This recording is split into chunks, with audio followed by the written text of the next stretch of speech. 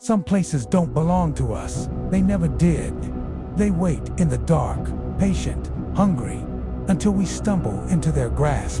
Tonight, we're going somewhere forgotten, somewhere wrong. Welcome to the Hollow Beneath, the story of Haven, town that didn't just vanish. It was taken.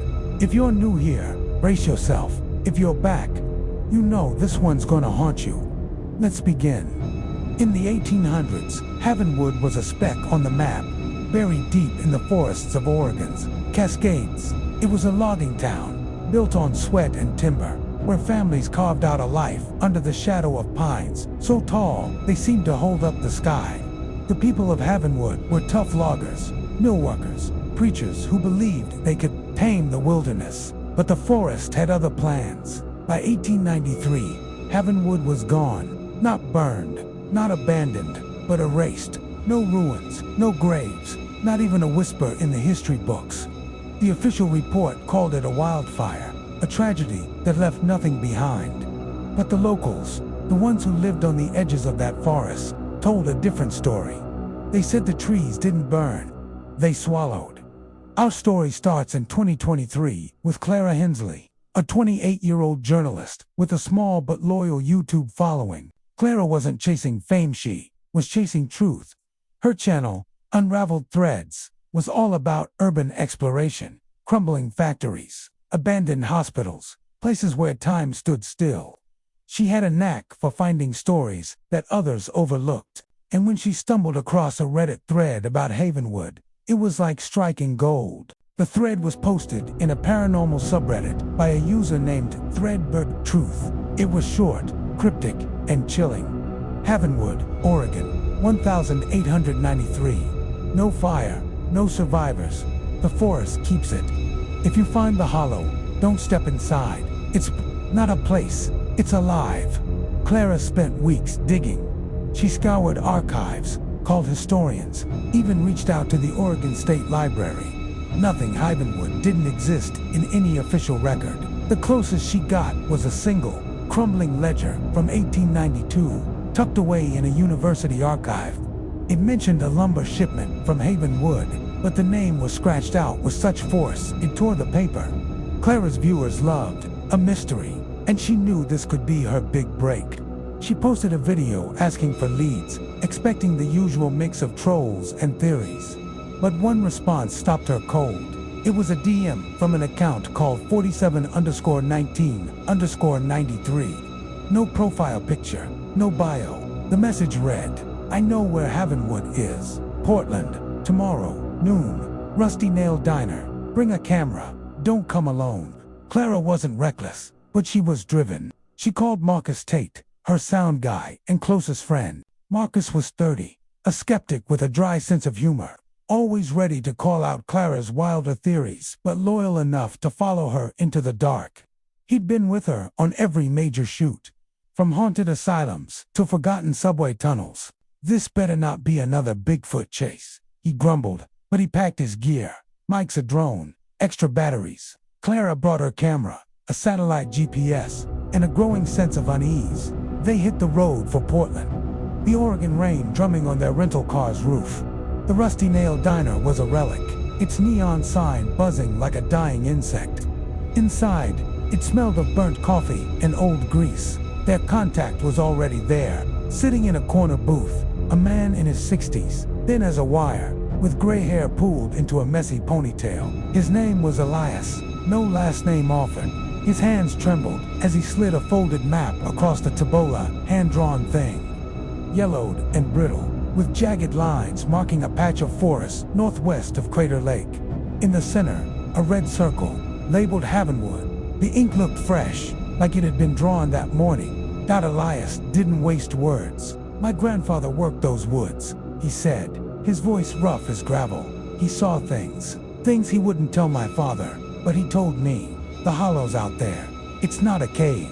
It's not a hole. It's something else." Clara pressed for details, but Elias's voice dropped to a whisper. "Don't go at night," he said, "and don't touch the trees.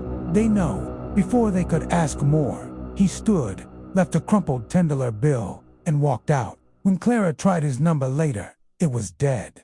Marcus laughed it off as they drove toward the coordinates, calling Elias a paranoid old coot. But Clara couldn't shake the feeling that they were being watched. The forest road was barely a path, overgrown and muddy, the trees closing in like a tunnel. The GPS lost signal an hour in, its screen flashing random numbers before going black. Clara narrated for her channel, her voice steady but her heart racing. "This is it," she said. "The edge of nowhere. If Heavenwood's real, we're about to find it." They parked when the road became too narrow, loading their gear into backpacks. The forest was oppressive, the air thick with the smell of pine and something acrid, like spoiled meat. The trees were wrong too tall, too thin, their bark etched with patterns that looked almost like faces when the light hit them right. Clara's flashlight caught glimpses of movement, but when she turned, there was nothing. Marcus flew the drone, but its feed kept cutting out, plagued by static and brief, distorted sounds, a faint whisper, repeating a single syllable. "Come." 2 hours in, Clara found the first trace of Heavenwood, a rusted axe head, half buried in the dirt. Its handle was gone, but the blade was stained with something dark and sticky. Not rust, but something organic. She bagged it, her hand shaking as she narrated. This could be it. Proof Heavenwood was real. Marcus wasn't joking anymore. He kept checking over his shoulder, his flashlight beam darting between trees.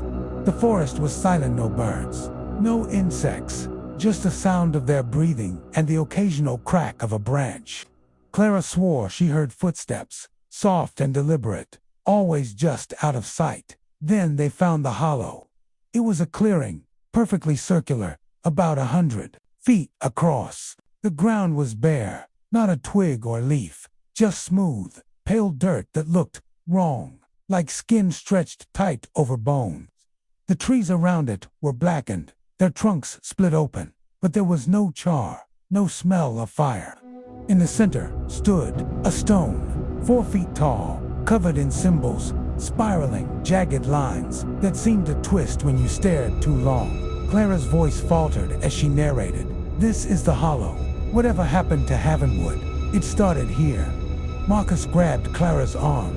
"We need to go," he whispered, his voice barely audible over a low hum that seemed to come from the ground itself. But Clara was already stepping into the clearing, her boots sinking into the ground. It wasn't dirt, it was soft, yielding, like stepping on flesh. She narrated, trying to keep her voice steady. "The ground. It's not right. It's warm, like it's alive." That's when she felt it, a gaze, heavy and cold, like a hand on her spine. Something was watching, its presence thick in the air, though she couldn't see it. They ran. The forest came alive around them, branches snapping, the air thickening, until it felt like breathing syrup. Clara's flashlight flickered, then died, plunging them into darkness before flaring back to life. The footsteps were everywhere, now behind, beside, above, circling like wolves. Marcus was ahead, shouting for Clara to keep up, but her camera kept rolling, capturing her ragged gasps and the whisper that followed them. "Stay, stay." They reached a car, slamming the doors and peeling out onto the road. The forests seemed to chase them, branches scraping the windows, the hum vibrating through the metal. Clara didn't stop recording until they hit the highway, her hand shaking so badly she could barely hold the camera. At a gas station an hour later, Marcus sat in silence, staring at nothing. Clara tried to lighten the mood for her channel, forcing a laugh. "We made it," she said. "We're okay." But they weren't. When Clara reviewed the footage that night, the shadow was in every frame, closer each time she paused. The stone symbols weren't static, they were growing, spreading like veins, and in the audio, buried under her own voice, was that whisper, "Stay, stay, you're already here." Clara and Marcus didn't sleep that night. They crashed at a cheap motel off the highway, the kind with flickering lights and stains you don't ask about. Clara sat on the lumpy bed, her laptop open, scrubbing through the footage from the hollow. Her hands were still shaking, but she couldn't stop. The shadow in the frame stall, thin, faceless, was closer every time. She paused, like it was stepping through the footage itself. The symbols on that stone, those spiraling, Jagged lines seemed to pulse, growing like roots across the screen. In the audio, that whisper, "Stay, stay, you're already here," wasn't just in the clearing. It was in every clip, layered under her own voice, under Marcus's breathing, under the hum of the drone. It wasn't a sound from the forest. It was in the recording itself. Marcus wasn't doing much better. He sat in the corner, nursing a beer he'd barely touched, staring at the wall.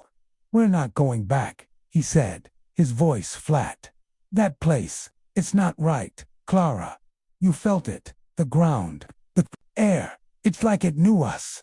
Clara tried to argue, to say it was just adrenaline, but her words sounded hollow even to her. She'd felt it to that weight, that gaze, like the forest wasn't just watching but thinking. Still, she couldn't let it go. Havenwood was real. The axe head in her bag, stained with something that wasn't rust, proved it. This wasn't just a story anymore. It was personal by morning. Clara had a plan. She'd upload a teaser for her channel, just enough to hook her viewers without showing the shadow or the stone. She needed answers, and her audience was her best. Bet she posted a clip of her narrating at the edge of the clearing, her voice steady, but her eyes wide with fear. The caption read, "Found something in Oregon. Need leads on Havenwood, 1893. DM'd me." Within hours, her inbox was flooded. Most were dead-ends conspiracy nuts, ghost hunters, trolls, but one message stood out, from a new account, with no history, just a string of numbers. 93_18_47. It read, "You went to the hollow. You shouldn't have. Check the axe. It's not what you think." Clara's stomach dropped. She hadn't mentioned the axe in the video. No one could have known about it except Marcus and Elias, and Elias's number was dead. She pulled the axe head from her bag, turning it over in her hands. The dark stain wasn't just on the blade, it was in the metal, like it had been absorbed. Under the motel's fluorescent light, the stain shimmered, almost moving, like oil on water. Marcus watched, his face pale. "Throw it out, Clara," he said. "Burn it, whatever that is. It's not evidence. It's trouble." But Clara was already spiraling. She scraped a sample of the stain and sent it to a friend, a chemist named Lena, who owed her a favor. Then she dug deeper online, searching for anything on Havenwood. She found a scanned newspaper from 1894, buried in an obscure archive. It was a single paragraph, barely legible, about a missing surveyor who'd last been seen near Havenwood. The article cut off mid-sentence, like someone had torn the page. Another lead came from a blog post, dated 2003, by a hiker who claimed to have found a clearing in the Cascades where the ground felt alive. The post ended abruptly, and the blog hadn't been updated since. Lena called back that afternoon. Her voice was shaky, not her usual confident tone. "Clara, that sample, it's organic, but it's not blood. It's not anything I've seen before. The cells, they're active, like they're still alive, but they don't match any known species. Where did you get this?" Clara didn't answer. She hung up, her mind racing. The axe head was on the motel table, and she swore it felt heavier now, like it was pulling the air around it. Marcus wanted to go home, back to Seattle, but Clara convinced him to stay one more day. She'd found a lead in Portland, an old bookstore that specialized in occult history. The owner, a woman named Miriam, had replied to Clara's post with a cryptic message. "Havenwood's not a place. It's a warning. I have a book. Come alone." Clara didn't tell Marcus about the come alone part. She didn't want him to worry. But when she left the motel at dawn, she felt his eyes on her, heavy with fear. The bookstore was a cramped, dusty place, its shelves sagging under leather-bound tomes and yellowed manuscripts. Miriam was in her 70s, her eyes sharp behind thick glasses. She didn't waste time on small talk. "You're the girl from the Hollow," she said, locking the door behind Clara. "I saw your video. You're in deeper than you know." She pulled a book from a locked case, a thin, unmarked volume, its cover cracked and stained. The pages were handwritten, the ink faded but legible. It was a journal, dated 1892, by a man named Thomas Vaughn, a preacher in Havenwood. Miriam's voice was low as she summarized it. Vaughn wrote about the forest. He said the loggers found something when they cleared the land, a clearing, perfectly round, with a stone in the center. They called it the Hollow. The townsfolk avoided it, said it made their dreams wrong. Vaughn thought it was the devil's work. He tried to destroy the stone, but the night he went out there, the town started to change. People heard whispers, saw shadows that didn't move right, and then, one night, Havenwood was gone. Vaughn's last entry just says, "It's not a place, it's a mouth." Clara's throat was dried. She asked to borrow the journal, but Miriam shook her head. "You don't want this in your hands. It's heavy, like your axe." Clara froze. She hadn't mentioned the axe to Miriam, either. Before she could ask, Miriam pushed the journal into her hands anyway. "Read it, but don't take it to the Hollow.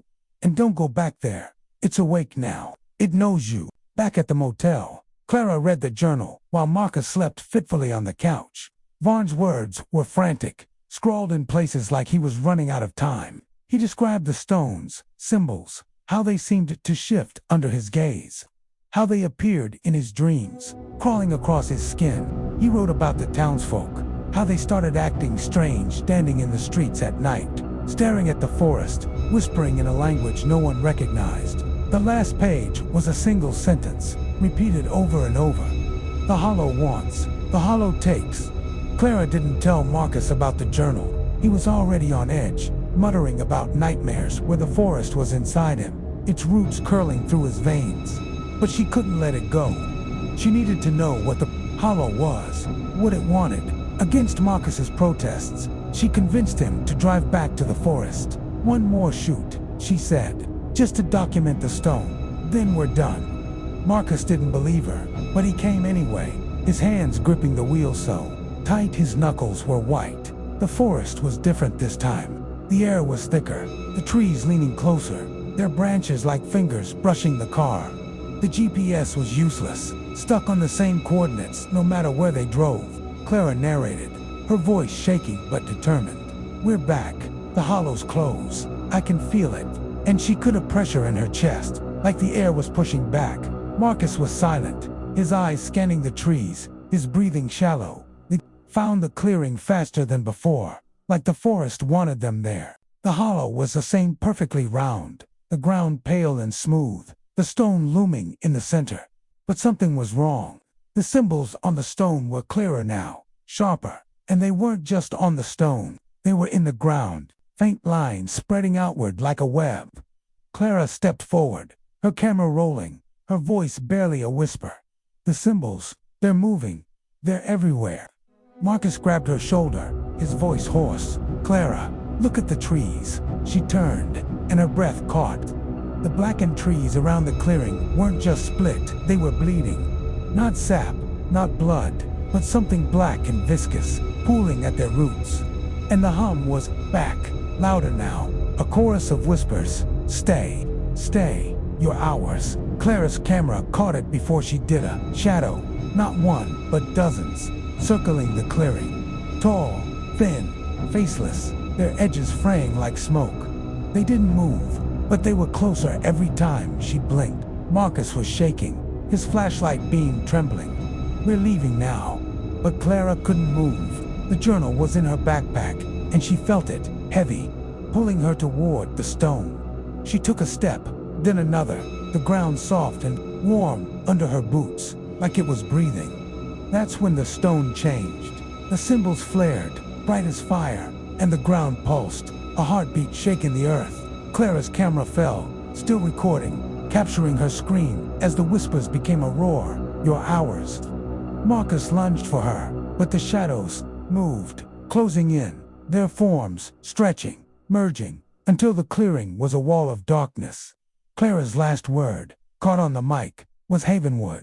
Clara's scream still echoed in her own ears as the shadows closed in. The clearing, the Hollow, was no longer just a place. It was a trap, its ground throbbing like a living thing, the air so thick it clung to her skin. Marcus was beside her, his hand gripping her arm, but his voice was drowned out by the roar of whispers. A cacophony of voices that weren't human, weren't animal, just wrong. "You're ours, you're ours."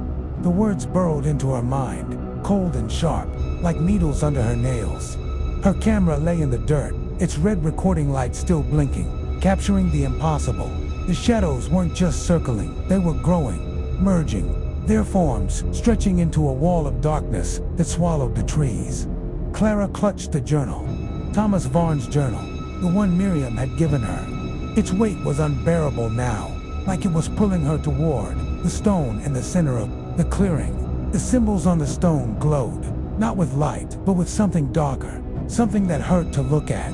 They moved, twisting like worms, spreading across the ground, up the trees, into the air itself. Clara's vision blurred, and for a moment, she saw Havenwood not as it was now, but as it had been in 1893. Houses lined the clearing, their windows dark, their doors open. People stood in the streets, motionless, their faces blank, their eyes fixed on the stone, and then they were gone, dissolving into the ground, the forest swallowing them whole. Marcus yanked her back to reality, his voice breaking through the whispers. "Clara, move, we're getting out." But the ground was shifting, the pale, skin like dirt rippling under their feet. Clara stumbled, the journal falling open in her hands. Vaughn's last words stared up at her, scrawled in frantic ink. "The hollow wants, the hollow takes." And below it, a new line, one that hadn't been there before. "It knows your name." Clara froze. The whispers changed, her name weaving into them. "Clara, stay Clara, you're ours." Marcus heard it too, his face drained of color. He grabbed the journal, hurling it toward the stone. It landed with a thud, and the ground shuddered, a low moan rising from the earth. The shadows surged, their forms clearer, now not human, not even close, but shapes with too many limbs, too many edges, their faceless heads splitting into voids that screamed without sound. Clara's instincts kicked in. She grabbed the camera, still recording, and ran, Marcus at her side. The forest was alive, branches snapping like bones, roots bursting from the ground to trip them. The air was a vice, squeezing their lungs, and the whispers were a storm now, a chorus of voices that knew too much. "Clara, Marcus, you brought us the axe. You brought us the book." Clara's heart sank. The axe head, still in her backpack, felt heavier, its stain pulsing against her spine. The journal she hadn't wanted to bring it, but it was here. And now, the hollow knew. They reached the edge of the clearing, but the forest had changed. The path was gone, replaced by a maze of trees that hadn't been there before. Clara's flashlight flickered, its beam catching glimpses of the shadows, now following at a distance, their forms flickering like static. Marcus was panting, his voice ragged. "This isn't right. The car was here. Where's the road?" Clara didn't answer. She was staring at the ground, where the symbols from the stone were appearing, faint but growing, forming a trail that led deeper into the forest. "We don't have a choice," she whispered, her voice barely audible over the hum that vibrated through the trees. Marcus shook his head, but he followed, his flashlight shaking in his hand. The trail led them to a structure, half hidden in the undergrowth of church, or what was left of it. Its steeple was crooked, its walls sagging, but it was there, a relic of Havenwood that shouldn't exist. The door was open, and inside, the air was cold, heavy with the smell of rot and something sweeter. "Like flowers left too long in water," Clara narrated, her voice trembling but steady for her channel. This is Havenwood. It's real. We're standing in it." The camera's mic picked up her words, but also something else low, rhythmic chanting, not from her or Marcus, but from the walls themselves. The pews were empty, but the shadows were there, sitting in rows, their faceless forms turning to watch. At the front, where an altar should have been, was a stone from the hollow, its symbols now covering the floor, the walls, the ceiling, pulsing like a heartbeat. Marcus grabbed her, his voice breaking. "Clara, we're not alone." She turned, and the shadows were closer, their voids splitting wider, revealing glimpses of Havenwood's lost faces, frozen in screams, eyes wide with terror, trapped inside the darkness. Clara's camera caught it all, the footage glitching as the symbols crawled across the lens. She backed toward the stone, her mind racing. Vaughn's journal had said the hollow was a mouth, a thing that took But it wasn't just taking bodies, it was taking them their thoughts, their fears, their names. Clara's hand brushed the stone, and the world shifted. She saw Heavenwood again, not as a vision, but as if she were there. The townsfolk were around her, their faces blank, their hands reaching for the stone. Varn was at the front, his eyes wild, chanting words that weren't English, weren't anything human. The ground opened, not a pit, but a throat, and the town fell into it. Houses, people, everything, swallowed by the hollow. Clara screamed, but her voice was gone, replaced by the whispers. "Clara, you're home." Marcus pulled her back, his hand shaking. Clara snapped out of it. But the stone was in her now, its symbols burning behind her eyes. She saw the truth. The hollow wasn't a place. It was a door. And they'd opened it by coming here, by bringing the axe, the journal, themselves. The shadows were the townsfolk, or what was left of them, trapped in the hollow's hunger, feeding it with every soul it claimed. Clara dropped the camera, but it kept recording, capturing her voice as she whispered, "We have to destroy it." Marcus didn't argue. He grabbed the axe head from her backpack, its stain now glowing, pulsing in time with the stone. He swung at the stone, and the world screamed a sound that wasn't sound, but pain, tearing through their minds. The shadows surged, their void swallowing the light, but the stone cracked, its symbols fading, the ground stilling. They ran, the church collapsing behind them, the forest twisting back to normal. The shadows didn't follow, but the whispers did. Fainter now. "You can't leave. You're ours." They found the car, impossibly where they'd left it, and drove until the forest was a blur. Clara didn't speak, didn't narrate. Marcus didn't look at her, his hands white on the wheel. They never uploaded the footage. Clara burned the journal, buried the axe head, and deleted her channel. Marcus moved away, refusing to talk about Heavenwood. But the whispers didn't stop. At night, Clara heard them, faint but clear. "You're still here." She checked her laptop one last time, months later, and found a file. She hadn't saved a single frame from the hollow. The stone intact, the shadows gone, but in the reflection of the camera lens, her own face stared back, eyeless, mouthless, smiling. Outro music, a single, piercing note, fading into silence, broken only by the faint sound of rustling leaves. That's the end of the hollow beneath. Heavenwood is gone, but the hollow, it's still out there, waiting for the next name to claim. Thank you for joining us on this journey into the dark. Subscribe, hit the bell, and share this story if you dare. But be careful what you chase. Some truths don't let you go. Sleep tight if you can.